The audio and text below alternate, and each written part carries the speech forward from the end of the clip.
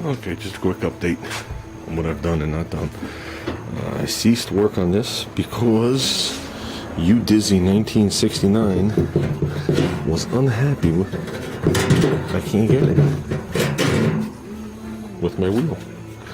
So he's sending me a wheel, nice wheel. Looks like it's cast iron. Looks like there's needle bearings in it. It has a Zerk fitting to grease it. Then it's covered with that, he says rubber. I'm not sure if it's rubber or like that hard neoprene, you know, like they use on a skateboard wheel or something to that effect. It looks like one of those wheels that carries 2,000 pounds, to say the least. It looks a little bigger than this, but I'm not sure. Let's see what I got from it.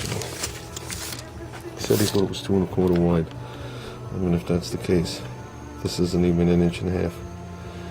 So it's like 1 3/8 inches, give or take. So that would be a much bigger wheel.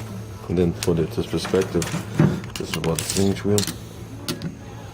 That thing might be at least a 4-inch wheel. So I can't do anything until I get that.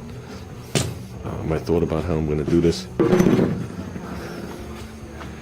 It is going to be, it's like going to be a 4-tab system. Or a tab here. And coming off here, I'm going to use round bar is what I'm going to use. I might use 1/2 inch stock solid bar, and at the end of each one, cut a slot in it, and then nut and bolt it to like here into my tabs, so I can take it off.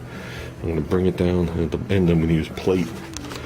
And at the end, what I'm going to do is, where the bar comes down, the bar comes like this. I'm going to make like I guess you would think it was like a triangular piece. Similar to like the back of a motorcycle, and I'll bore the hole here, and then this will come onto it, and this will come onto it. I'm sure it'll be welded. Okay, at least one of the two will be welded, just so there's no little jiggly room. And the bar is what I might bend. So what I might do is I might run this down on an angle, because I'm going to definitely miss the wheel. Okay, then the tab will be on an angle for that plate, then it'll straighten out like this where the wheel's going to bolt on. So the tab will be like this and like this. Say, I'm not going to say 22 degrees, I'm not really sure what it is. And put the wheel back here. Take care of that. I know Darrin had emailed me my address again for the carburetor, so that's going to be coming. So we're holding off on that.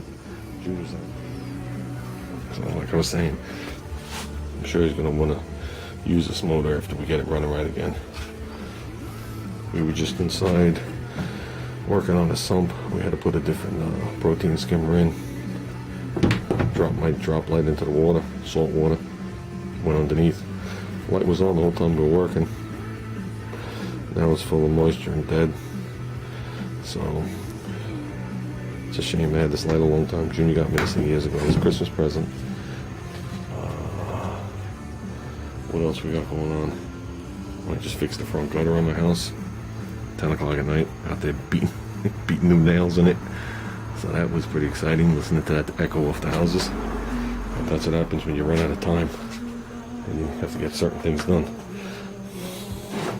And I had made up a list. And the first one on is gutter. Then I want to clean the fans inside and clean the shed. Oh, I got 2 of them done. I'm feeling good. I'm not going to clean the fans today. That requires a ladder again. Just put the ladder away. So, I'd like to do a video on this one right here too. See how much power we can pump out of that. Supposed to be a 30 amp or close to 30 amps. Plus it's 240 also. So, let's see how this thing does. Still don't know what size motor it is. I got to decode it. It said the comes from motor. I'm not familiar with their codes. But it's supposed to be a pretty nice unit. So, I know it runs mint. We tested it.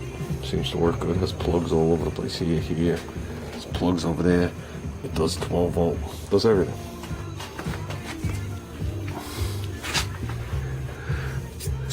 $60 cycle, 3,000 watts, 28 amps, 13 amps at 230 volts. One's at 115. So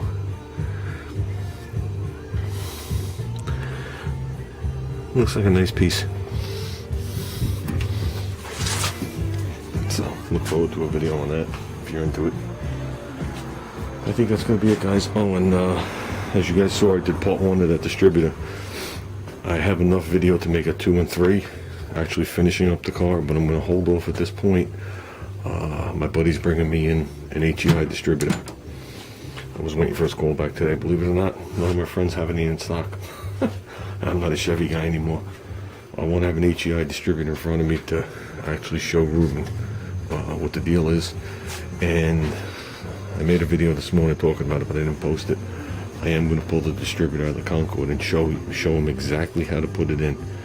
Even though it's a slightly different setup, it's going to be like this one is. But I'll use the HEI to show you. My only problem is one of the screws for the cap is seized. And tomorrow's Thursday. I'm going out to a cruise night. I need the car. Friday, I'm free. Saturday, I'm going out again. And then Sunday's a swap meet. So you're probably not going to see this posted until Monday. Monday, I have plenty of time. I'm off. So Monday, I'll finish up that video series. And I think it'll help Ruben or anybody else that needs to know. And most of you guys know. But I really think it's going to help him out. And if you need a hand, Ruben, you just call me on the phone while you're doing it. I'll yell at you on the phone while you're videotaping. I don't care. You know, from Long Island, we do those things. Oh, and thanks for the whatchamacallit. Thanks for the chlorine generator and the fertilizer. Whoops, you didn't notice that going yet, did you? Nope, I forgot to mention. Thanks, Udizzy1969 for the wheel. Thanks, Darrin, VWDarrin for the carburetor. And thanks to everybody else who subscribes and watches and deals with me. Even you, the thumbs down guy, I know who you are. So, nice.